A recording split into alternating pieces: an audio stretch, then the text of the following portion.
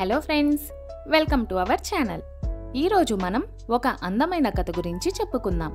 అంతకంటే ముందు మీకు ఒక చిన్న చిలిపి ప్రశ్న. అది ఏమిటంటే, బస్సులో ఎంతమంది కూర్చోవచ్చు? దీనికి సరైన సమాధానం మీరు కమెంట్ సెక్షన్లో తెలపండి, లేదా మన అప్కమింగ్ వీడియో వరకు వెయిట్ చేయండి. అండ్ మన ప్రీవియస్ కోతి తెలివి వీడియోలో ఉన్న చిలిపి ప్రశ్నకు సమాధానం, 2 మామిడి పళ్ళను ముగ్గురు పంచుకోవచ్చు ఎలా? రసం తీసి. ఇంకెందుకు ఆలస్యం, కథలోకి వెళ్ళిపోదామా?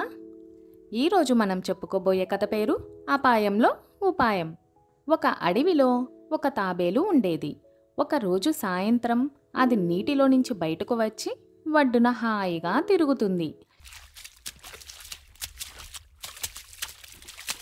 ఇంతలో అక్కడకు వచ్చిందో నక్క.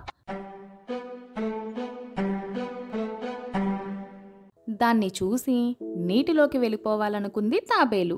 కానీ అంతలో నక్క దాన్ని చూడనే చూసింది. వెంటనే తాబేలు కాళ్ళు తల లోపలికి లాక్కొని కదలకుండా ఉండిపోయింది.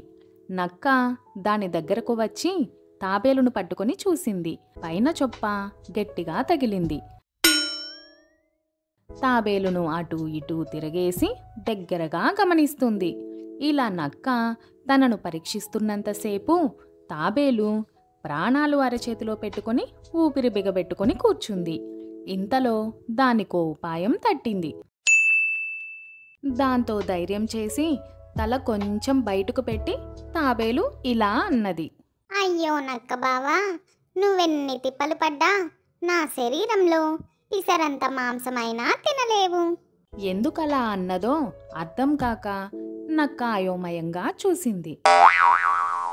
తాబేలు మళ్ళీ, నా శరీరం తీరే అంత నక్క బావా, నీటిలో నుంచి పైకి రాగానే గాలి తగిలి గట్టి పడిపోతాను. మళ్ళీ నీళ్లు తగిలాయనుకో వెంటనే మెత్తబడతాను. అందుకే నువ్వు నన్ను కాసేపు నీటిలో నానపెట్టు, ఆ తర్వాత కడుపారా తినొచ్చు అని చెప్పింది. అసలే జిత్తులు మారినక్క మహా తెలివైంది కదా. అందుకే తాబేలు మాటలు నమ్మినట్టుగానే తల ఊపింది. తాబేలును నీళ్ళల్లో ఉంచి పారిపోకుండా కాలితో నొక్కి పట్టింది. కాసేపయ్యాక తాబేలు తెలివిగా ఇలా అన్నది. నక్క బావా, నేను పూర్తిగా నానాను, కానీ నువ్వు కాలు పెట్టిన చోట నాననే లేదు అని అంది. దాంతో నక్క కాలు రవ్వంత పక్కకు జరుపుదామని కాస్త పైకి లేపింది. అందుకోసమే కాచుకొని చూస్తున్న తాబేలు బతుకు జీవుడా అనుకుంటూ చటుక్కున నీటిలోకి జారుకుంది.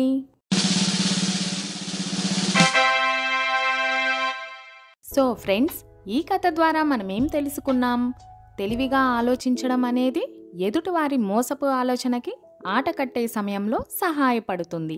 ఈ కథలో తాబేలు తన తెలివితో కష్టాన్ని అధిగమించింది. నక్క దానిని మోసం చేయాలని ప్రయత్నించినప్పుడు తాబేలు శాంతంగా ఆలోచించి జ్ఞానంతో దానికి సమాధానం ఇచ్చింది. ఏ సమయంలోనైనా సమస్యలు ఎదురైనప్పుడు తెలివిగా ఆలోచించడం ద్వారా వాటిని దాటుకొని పోవచ్చు. బలానికంటే తెలివి వల్ల సమస్యలు వేగంగా పరిష్కరించవచ్చు. కష్టాలు వచ్చినప్పుడు గంభీరంగా ఆలోచించి సరైన నిర్ణయాలు తీసుకోవడం ఎంతో ముఖ్యం. సో ఫ్రెండ్స్, ఈ కథ మీకు నచ్చినట్లయితే లైక్ చేయండి, షేర్ చేయండి, సబ్స్క్రైబ్ చేయండి. Thank you. హలో ఫ్రెండ్స్, కథను విన్నారు కదా. మళ్ళీ ఒక అందమైన కథతో మళ్ళీ కలుసుకుందాం. Thank you. బాయ్.